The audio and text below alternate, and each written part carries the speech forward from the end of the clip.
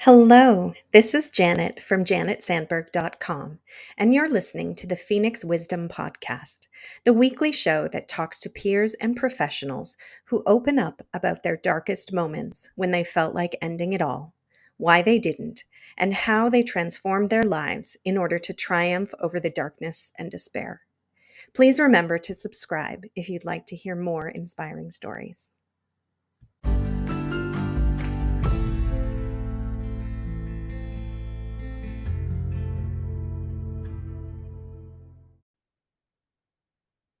Perfect. All right. Welcome to the Phoenix Wisdom Podcast. I am your host, Janet Sandberg, and I am here tonight with the super awesome Shawn White. Shawn, thank you so much for being here and sharing your story with me and our listeners. Let's get started. Tell me a little bit about yourself. So a little bit about myself.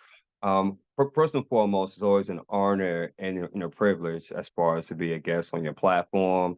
I had the opportunity to listen to past episodes, and in my opinion, it was just first class. But again, maybe I'm being You. biased, but so what?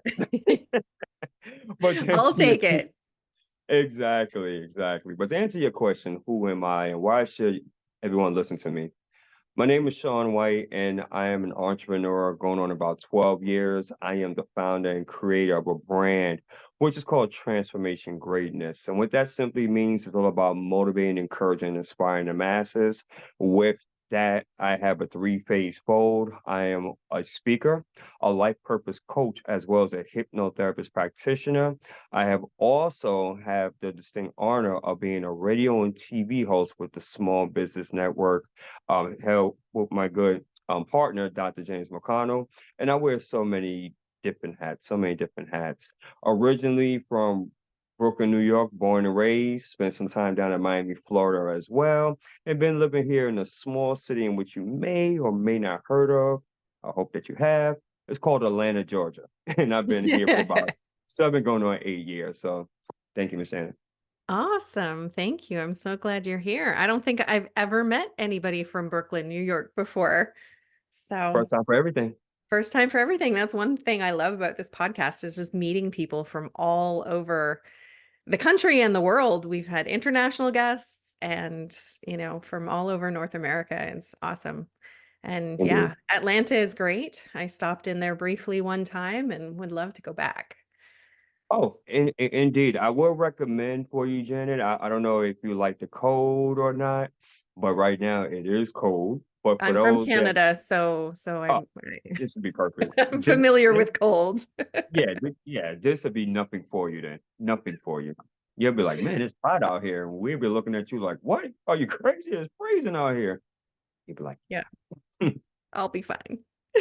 exactly. So let's dive into your backstory a little bit and let us know, the reason that we're here is because we're talking about mental health. We're talking about the fact that so many people live with suicidal ideation. Hmm. And, at some point it gets really bad. And even after we've sort of gotten through that, it just kind of sticks around, once you've been there, it's kind of always there, is what we're learning from this podcast. It just becomes a part of you and a part of your story. And it's nothing to be ashamed of or scared of. That you can, have those thoughts, but it doesn't mean you're a terrible person and you can That's correct. still build an amazing, beautiful life, Absolutely. despite that. So tell us your story. What was going on in your life when you were having those thoughts about maybe not being here anymore? Yeah, so I would have to go back to the very beginning because you are correct. Mental health is so much of importance nowadays. And in my opinion, it's not getting enough awareness. And it's pretty incredible because how the way I grew up, first and foremost, I was born and raised in the 70s, 77. Me and my twin sister and also my older sister, Robin. And during those times, mental health was pretty much taboo. Hmm. How our upbringing was that we was raised in the projects. As you can imagine, New York around those times, a lot of violence, a lot of drugs, poverty. We were on government cheese, the whole bit. And it's interesting because growing up, even though it was very challenging, a lot of hard times, we had to worry about, honestly speaking, on getting home was actually an accomplishment because there was so much crime between shootouts and, between the crackheads and so many different things. So mental health was really, no one never really heard of mental health around that time. It was one Right. of those things that was very, very taboo. And for myself growing up, being a part of a single mom, she had to play the role of both parents, the mom and the father. Unfortunately, my father decided that he didn't want to step up to the plate and pretty much just left my mother to play both of the roles. So you can just pretty much imagine from the start on what it was like that every single time she would see me, I looked exactly like my father. So it was Mm, like a lot of resentment. I would say it was even based upon her tone. It would be more so of hatred, not towards me, but because I look so much like him yeah. and I share some of the qualities, it would pretty much trigger her. So I Right. didn't know at that time because obviously, as being a kid, I just wanted to be a kid, but I had to grow up to be a man extremely fast. Yeah. Going through those times was definitely challenging. You're speaking to someone that was mentally abused. I mean, of course, I used to get picked on and different things like that. When I was younger, I had a huge stuttering problem, in which that would really hinder me. So imagine that going through that as being a kid in special ed and being Mm, labeled as far as dumb and retarded. Already, my psyche as being a young kid, where everything in which I was experiencing was very, very difficult to say the least. yeah. Because I didn't have a father figure in my life, I used to literally lean on as far as like the pimps, right? The hoes, the robbers, the drug dealers. They was considered as far as like idols as far as on where I came from. And it was just Hmm. a totally different mindset, totally different environment. Unless you actually grew up in that environment, it's very difficult to really explain because the thoughts and emotions that's attached with it is something totally different. I also developed in my teenage years, of course, I ran the drugs and, the fast life. I developed what is known as a inferiority complex. I didn't know who I was. Hmm. And because of the fact that I couldn't stand for when I wasn't able to do something, right? I would really get upset about that. And I developed a mentality that I had to prove it to you. I had to show you that I can do it. Hmm. Mostly too with my mother because she, even though it was tough love, but with her, it was more on the lines of if I came home as far as with, let's say, for instance, a 90 or 95, it wasn't good enough. She used to set the bar extremely high Wow. for me, which always kept me on constant pressure, constant alert, always had to strive for excellence. But my sisters, they can do, I'm not going to say average because my mother didn't accept that, but a little above average, and it was satisfactory. So Right. as you can see, Janet, I mean, just the different emotions and trying to figure out who I am, going through an identity crisis, an inferiority complex, not having my father in my life. It was very, very challenging. And in terms of mental health, I used to smoke a lot of weed and drink a lot to suppress the pain that I was feeling. I felt Sure. at that time that even if I went like to the elders in the family, right? They will all look at me as being like as a bad sheep, a black sheep, because I'm gonna be honest with you, I wasn't no perfect kid. I was a bad boy. I was a bad boy. I gotta admit, I used to get into a lot of trouble, back and forth in jail, doing stuff like that. But it was really just a cry for help. Can Yeah, anybody of ID course. with that? How many people you know that would do things out of spite, but it was really a cry for help? So I didn't have anyone that would sit down with me and be like, "Hey, Shawn, what's going on?" Stuff like that back in those days was very taboo. You was considered as a punk. You was Well, considered as less of a man. Yes, Yeah. When everybody's in survival mode and just trying to get by and trying to survive and do their best, there's not room for an energy for recognizing the acting out, let alone addressing it, right? absolutely, 1,000%. Because at that time, I'm going to individuals that was in survival mode themselves, Mhm. and it was something in which that they learned. So as the Right. saying goes, hurt people. Yeah. S- So with that, we didn't have like a mechanism. We didn't have someone that we can go to and just sit down and be like, "Hey, listen, this is what's going on, and don't judge us or don't condone us." It was a totally different mentality. So you can imagine with that, oh my goodness, man, depression, suicidal tendencies. I mean, I was just, as some people would say, a hot mess. I really was.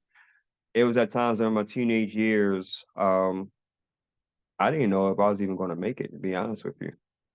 I Yeah. I believe really, that. I really didn't like when I turned 18, it blew my mind away because the way that I was going, I just couldn't see it. I was in and out of school. I didn't take school seriously anymore. And it was just, my life was just really, I was at the breaking point. I just didn't know what I wanted to do. I didn't even know who I was, let alone. And I wasn't a very nice person to begin with. So I had a lot of things that was going against me. Right. So what changed? What happened? Obviously, it's many, many years later, a few Yeah. decades at least. So, and You you're doing great. So what changed? How did you get out of that you know the something? You know survival? something? Yeah, that's a great question. I would say one of the turning points for me, and I will never forget this, was January 17th, 1997. That's the day that my mother, Louise Kathleen White, she was sent back to heaven. Mhm. And why I say that was a turning point for me because of the fact I never had a chance to say goodbye. I never had a chance to apologize for all the wrong and hell that I did, pardon my French. Mhm. And it tore me up. It literally tore me up. If you know anyone that walks with resentment, where they walk with a sense of grief, that was me. And that is real because when you don't get a chance to reconcile with your loved ones, it cuts deep. And Mhm. boy, did it cut deep for years. So fast forwarding the story here, Janet, how did I come about that? That was one turning point. And with that, I got a second chance at life, so to speak. I was able to go back to school. Um, Sorry, I'm just doing the math. So you were 20 no, I when was 19. Well, that happened when ish. I was 19. Yeah. At Okay. 20, I graduated high school, just barely, Yeah. just almost, because at 21 in New York, they kick you out and then you gotta go for your GED. So I Okay. graduated at 20.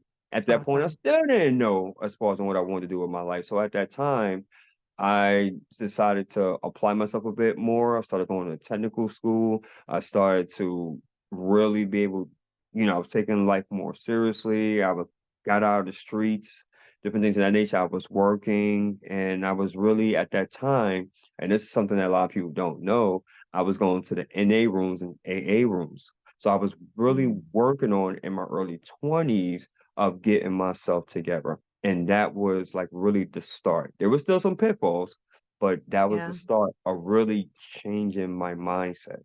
Mhm. Yeah. And those NA and AA meetings, they will do that. They make you think about things that you wouldn't otherwise think about and really go deep. Oh, a So, big time. I believe that NA and AA was pretty much a lifesaver. I believe that it saved my life because there were men and women that were twice my age, and just listening to their stories and really seeing on how they was able to overcome that and bounce back from that and really make a life for themselves. That's why for me, I'm so much of a person that I love to hear a person's story. right? Mhm. And what did they do to bounce back, to persevere? That's why comeback champion, it resonates with me so much because what I learned through those rooms of NA and AA, it's not all about on how you started, but how how you finish. But while you're in the midst of it, what are you going to do about it? Right. When the rubber meets the road, what are you going to do? Are you going to lay down and just say forget it and die? Or are you going to make that decision and say, you know what, enough is enough? And I know I have a tough road ahead of me, but if it was possible for Shawn, if it was possible for so and so, it's possible for me. And that's all in which I really needed to go ahead and start turning my life around little by little. Little by little, choice by choice. Choice by choice. Correct. Thousand Yeah. percent. 1000%. Yeah. Everything is a choice, and I know that sounds very glib, but it really is. And even if that choice is, making it through tonight and waking up again tomorrow, that's a choice. And then we can make more choices after that. But sometimes it's as basic as that. It's not necessarily, choosing, do I go to Europe or go on a cruise for my next vacation? Correct. Correct. It's the basic foundational things, keep breathing, keep living. What can I do to get myself through today? Because if I can get through today, then I can get through tomorrow. And then Correct. I can get through, next week. And as we keep moving forward, it gets better because we're building ourselves up in the process. Seeing I everything that we can accomplish. those are what they call, Janet, small wins. Yeah. What happens, especially as being an entrepreneur, we're so fixated on the big wins, right? If we get that Yeah. mega contract, if we, for an example, because you're a podcaster, if I can get that big sponsorship, right? If I can get that exclusive deal. But when you're celebrating the wins as such as showing up on time for the podcast, giving someone an opportunity to share their story and learning from their story, right? The little wins like that, it goes such a long way. And I think that we miss sight of that because we live so much in a society where we want the big rewards like 2 weeks ago. Yeah. And in entrepreneurship and the kind of work that we do, it doesn't work that way because you have to build a testimony, you have to build something of value to where when people are speaking to you, more times than not, they're going to go through a certain situation or a similar situation. Where is your proof that you can relate to them authentically? You've been there, you overcame it, and now you're able to give them sound counsel in order to move in the right direction. And it's very authentic and real. Hmm. And that's what I And think a lot of also, people miss. I know. yeah, but those small wins, like even with depression, like sometimes, we're celebrating like I had a shower today, like that's a huge win. Or I got out of bed today. And maybe we got out of bed to move to the couch, but it's still a win. Everything that is moving from where you are to a different situation, a different place, be it mentally or physically, that's a win.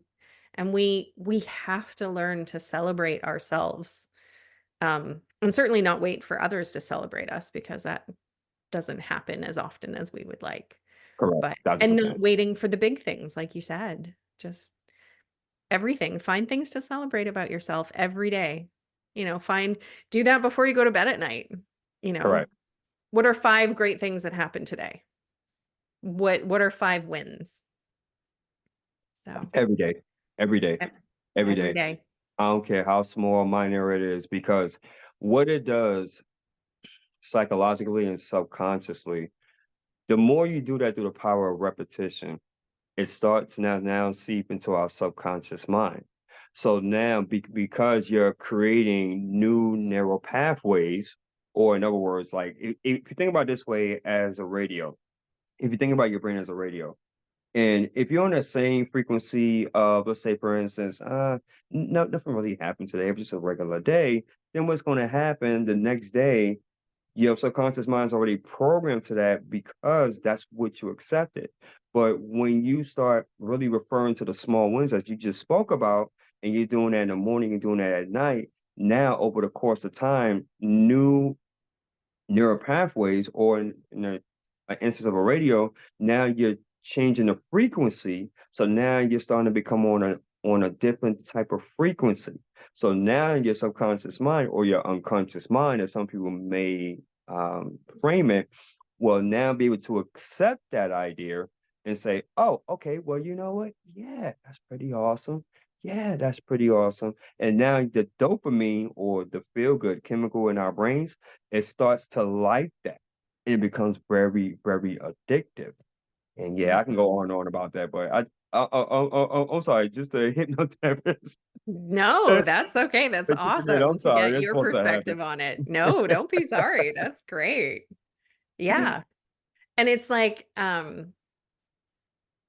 the with the neural pathways, if I I can't remember what I was reading, but it was in a book somewhere and it was like, you know, you might never see a purple car until you start looking for purple cars, and then Correct, suddenly that's all you see is purple correct, cars.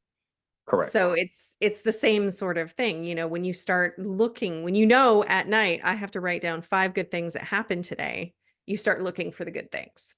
You sure do. You sure do. So, Because what happens, and what you're talking about, Janet, is something that's called your reticular activating system. And we all have that. mhm. It's very funny, just like you mentioned, like as far as if you mention purple and you mention purple, now all of a sudden you start noticing more things as you're going on through the course of your day are purple. Why? Because it's open. Your awareness has in what's that word I'm looking for? Has hiding, so to speak. So now it's way up. Your radars are all way up. So yes, great analogy. Awesome. Thank you.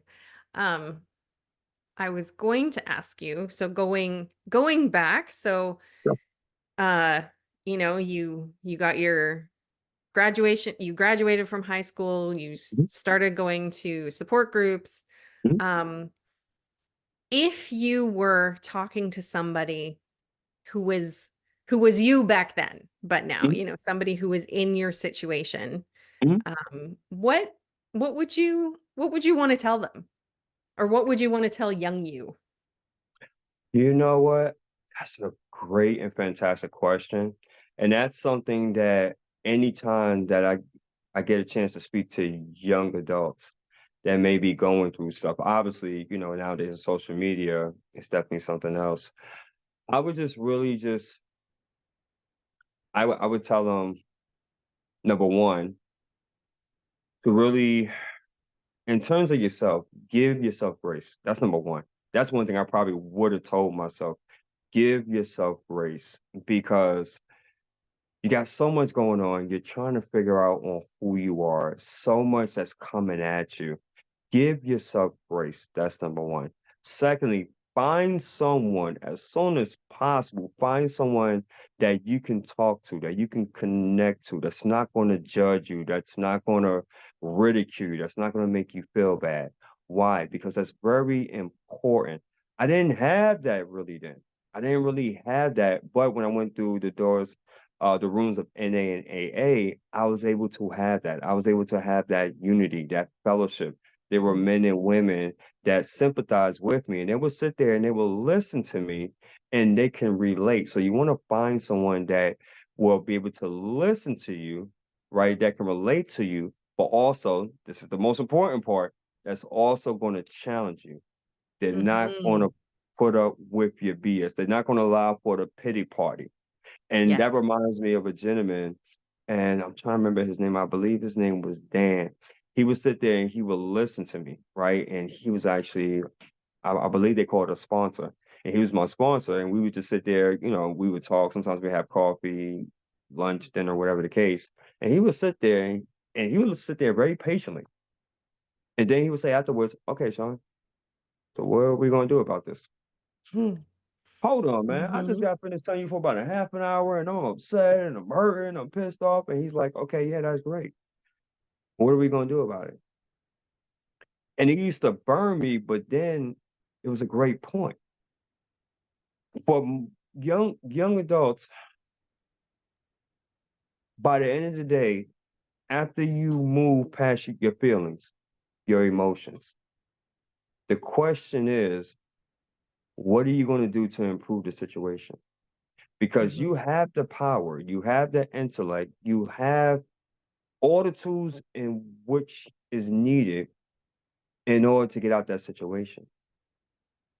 So I would definitely tell my young self, you have as far as on what it takes, but now it's time for you to reach out to someone that has been there, done that, moved on, someone that you admire and you respect. And I would, in that situation, I would get a mentor or coach like yesterday. Don't play around. Don't procrastinate. Do that as soon as possible because the power of mentor and coaching for a young person is priceless. Yes. And even for That's us older people, it's also really good. I have plenty of mentors and coaches. I sure do. Yeah, I sure do. it's a lifelong thing, and I think, you know, we have professional coaches now because we've kind of lost that in community, in the olden days when I Mhm. was young, you know, we had sort of built in like when everybody would go to church, you knew people of all ages and stages and That's you true. could talk to them and they were friendly and you just knew them. And if it wasn't church, it was some other sort of community based something where or even just the neighborhood Correct. where you knew people, and we're so isolated now Very that that's why people have become professional coaches and mentors. And of course there's organizations where you can find volunteers. You don't have to, it's not something you correct. have to pay for. Like, don't be like, Correct. I can't afford it, it's never going to happen. There's lots of places where people volunteer Correct. their Yep. their wisdom and their non-judgmental, Absolutely. challenging. Absolutely. But it's important, and as humans, we just need that. I And would and that's I would say especially nowadays, Jenna, with so much which is going on, and I don't need to regurgitate, of the stuff that's going on in social media or on the news. I mean, people pretty much understand as far as what's going on. As one person has mentioned it, we're living in what is known as the age of distraction. And what do I mean by that? Social media, news, maybe things as far as going on in your environment.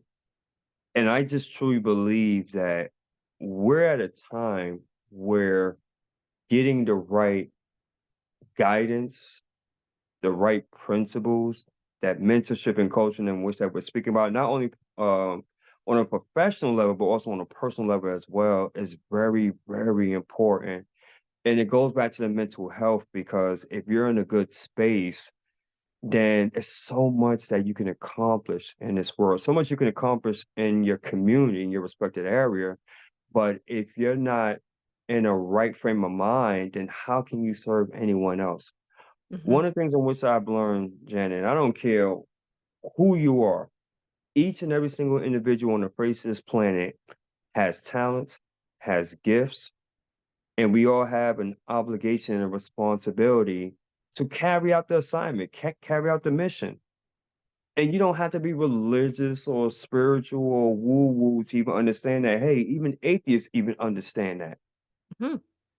They even understand that. So it boils down to now for each and every single individual to find out on what that is. And Yes. once you find out and discover on what that is, what you're supposed to be doing, and this is a true statement, spend the rest of your natural life doing it. Mhm. Absolutely. Period. Yep. And it Period. doesn't have to be as a job. You don't have to get paid to do it. It Correct. can be, you know, a hobby or a passion.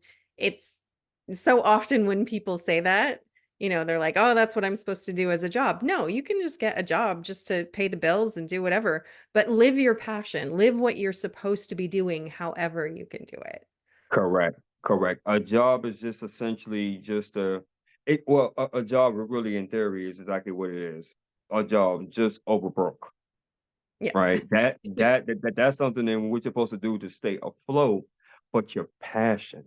Oh, Jenny, well, we talking about passion now. Ooh, your passion.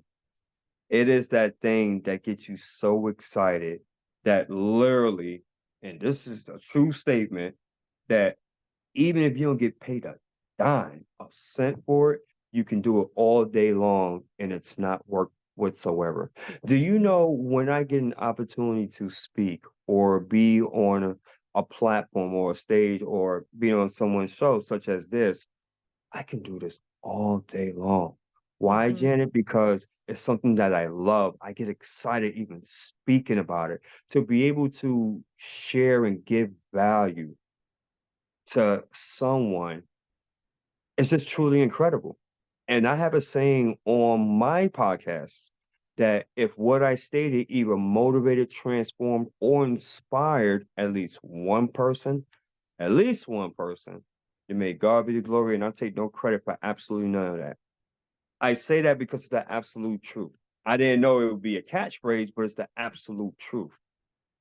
And Yeah. when you get to that point, that's when life gets real interesting and very fun because opportunities arise. There are individuals that they see that gift. They see you enjoying it. You're having fun. You're putting the time in, and people are attracted by that. That's the reason why I'm pretty certain, Jen, a lot of people are attracted to you and they want to be on your show because it's something about you. And I'm noticing from one podcast to another on how um, you're very attentive. You're a great listener, by the way. And I love how the way you continue the conversation by your active listening. You're very authentic. People love that. They Thank you. absolutely love that. And yeah, just find it as what you love and go at it with full abandonment and don't worry about what people think. That's another thing too. Yes. I think Yes. that I think what holds a lot of people back, which held me back for quite a while, if I can be quite transparent, is because I was more concerned of, well, what would people think? How would my family see me? How would my friends see me? How would others see me? I'm not as high up there as those that's been doing this for 20 or 30 plus years. We've got to get out of that. Yeah. Gotta get out of that. Because when you're working in your gift and your purpose, then guess what? It's gonna come out the way that it's supposed to come out, and nobody can do it the way that you do it. I cannot do my podcast the way that Janet does hers because it's already set in stone. So Janet is going to have her people. She's going to have her followers. She's going to have her future guests, and she's going to work that magic the way that she's supposed to do it. Why? Because she's in her gift. She's in alignment. That's the word Yeah. I was looking for. Alignment. So when you are in alignment, and trust me, I get it. It takes time. But when you find out what it is that you're supposed to be doing, not a 9 to 5, not 9 to 5, but when you're doing what you're supposed to be doing, I can assure you, true magic happens. And I'm Yeah. telling you that that's real. That's real. I'm sorry, Jenny, Yes. back to you. No, no, it was great. Just yeah, hearing the passion in your voice talking I'm about telling it. you. And just when you were talking about that, and I'm thinking, like, listen to this man and hearing him talking about alignment and passion and doing what he does because he loves to do it, and thinking of this boy in Brooklyn who was living in the projects and living a super shitty life and couldn't see a way forward, and like Hmm. it's it's crazy. It's crazy. And this is why I love doing this, because I just get to hear these stories all the time. And if we don't keep putting that foot in front of the other, we'll never get to that place of passion. The biggest thing is fear. The Yeah. biggest thing is fear. I can relate to those that would be afraid, to even step out. Like, I'm gonna give you an example. I remember when I started really doing live streams, especially on Facebook. I was so terrified, so nervous. I just doubted myself so many times, Janet. It probably took me I maybe did about no, and this is no exaggeration, probably 50 takes before I actually said, okay, this is the one in which that I like. I kid you not. Because it was so much of fear of what others would perceive me to be. Right. Mhm. And I get that. But here's what I had to discover. And it was actually a hard teaching too, by the way, and I can be transparent. It was one night, I'll never forget this. I was laying down in my bed and I was like, man, I don't know. I don't know. I don't know. I don't think I can do this. I don't think I can do this. I don't think I can do this. I heard something, a whisper that said, why are you being so selfish? I'm like, huh? I actually thought I was hearing things, Janet. Kid you not. I thought Wow. I was hearing things. So I was like, okay. So I'm still back on my pity party. I'm like, no, no, and I'm sweating, I'm shaking. And I heard again, it said, why are you so selfish? And I said, what do you mean? And for about 10 or 15 minutes, let's just say my higher power really gave me a nice lesson. I'm gonna put it to that. Yeah. And after that, I said, okay, you know what? I'm gonna move forward. The way I looked at it, what was this, Janet? If I croak, if I died, then at least I died trying. But something happened though, Janet. When I did my next one, I didn't choke, I didn't die. I had one person watching. I said, okay, cool. I was stumbling, I was fumbling, I was super nervous. I was looking all around, not even focusing on the camera. But I said, okay, cool. So then I did the next day. I had two people watching. I said, okay, pretty cool. I had a couple of nasty comments, but I ain't care, right? Mhm. So then I kept doing it again and again and again. And I said, okay, cool.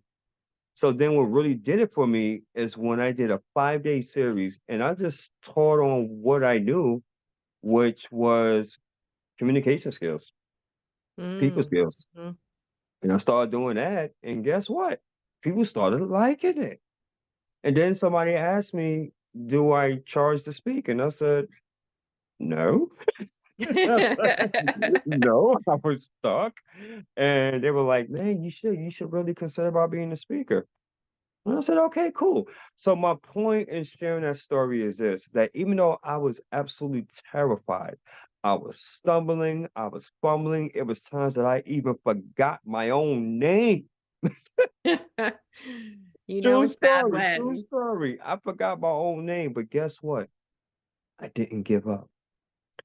And I just kept on going and I kept on going and I got better and I got it better. And I started to look up other individuals like Les Brown, John C. Maxwell, Jim Rohn, Tony Robbins, Dean Graziosi, Lisa Nichols, Brian Mhm. Tracy. I can go, the list goes on and on and on. Yep. Earl Nightingale, excuse me, Bob Proctor, et cetera, and I would just listen. And I would just listen to their speeches and listen to their tonality, their pace. And I really started teaching myself. And from there, I've just been learning and growing ever since. Amazing. Amazing. Mhm. And I'm Thank still you. growing. And I'm You still are. growing. It never stops. Never stops. Never. Never, Well, never, never. Never. thank you for being here today and sharing your story thus far. And we'll uh, follow you on your socials so we can watch you do your magic, talking to people and keep learning from you. Um, yeah, thank you for sharing your story and inspiring those around you every day. That's what it's all about, Janet. By the end of the day, and this is something that I asked my audience, I believe it was a few podcasts ago. When you lay down at night, can you answer this question based upon whatever industry, whatever niche that you're in? Did you inspire? Did you encourage? Did you motivate someone? Did you educate? Did you give a person the feeling and the notion that is possible? Mm.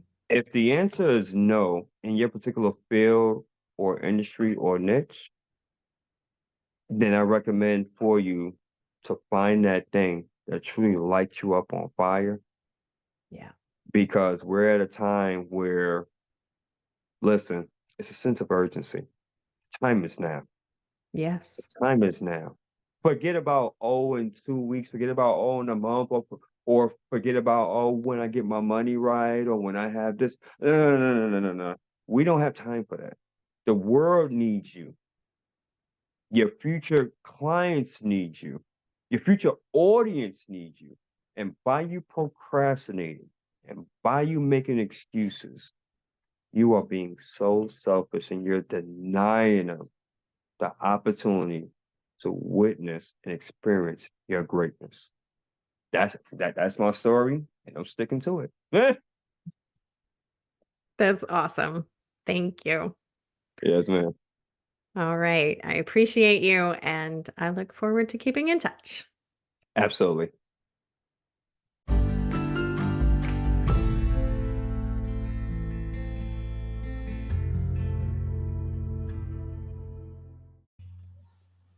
Thank you for listening. Remember that you are loved, you are worthy, you are valuable, you are meant for more, and that it really does get better. If you are in crisis, there are numbers that you can call or text to get the help that you need.